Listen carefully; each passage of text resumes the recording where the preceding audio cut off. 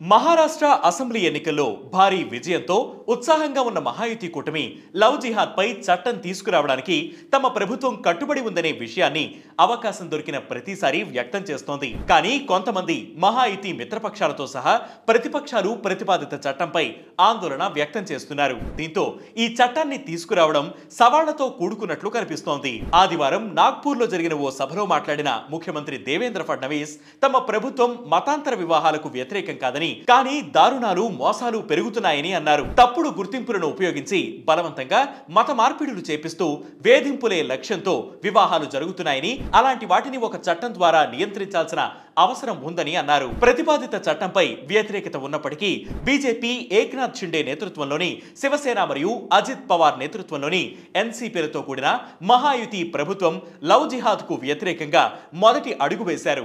ఎన్నికలకు ముందిచ్చిన హామీలకు అనుగుణంగా ఫడ్నవీస్ ప్రభుత్వం గత వారం లవ్ జిహాద్ కేసులను అరికట్టడానికి చట్టాన్ని అమలు చేయాలనే ఉద్దేశాన్ని పేర్కొంటూ ప్రభుత్వ తీర్మానాన్ని జారీ చేసింది. ఇందుకోసం రాష్ట్ర ప్రభుత్వం డీజీపీ నేతృత్వంలో 7 సభ్యుల కమిటీని ఏర్పాటు చేసింది. ఈ కమిటీ ఇతర రాష్ట్రాలలో చట్టపరమైన నిబంధనలను పరిశీలించి ఒక చట్టాన్ని రూపొందించింది. అయితే అసెంబ్లీలో యాంటీ లవ్ జిహాద్ చట్టాన్ని ఆమోదించడానికి మరియు దానిని అమలు చేయడానికి మహాయుతి కూటమికి తగినంత సంఖ్యాబలం ఉన్నప్పటికీ చాలా జాగ్రత్తగా వ్యవహరించాల్సిన అవసరం ఉంది. ఎందుకంటే మహాయుతిలో బీజేపీ మిత్రపక్షాలన్నీ దానిని సపోర్ట్ చేసేలా కనిపించడం లేదని రాజకీయ విశ్లేషకులు పేర్కొంటున్నారు. ముస్లింలలో గణనీయమైన మద్దతు ఉన్న ఎన్సీపీ ఈ అంశంలో పెద్దగా జోక్యం చేసుకోనప్పటికీ కేంద్ర మంత్రి రామ్దాస్ అంధవాలే నేతృత్వంలోని ఆర్పీఐ ప్రతిపాదిత చట్టంపై బహిరంగంగా తన అసంతృప్తిని వ్యక్తం చేసింది.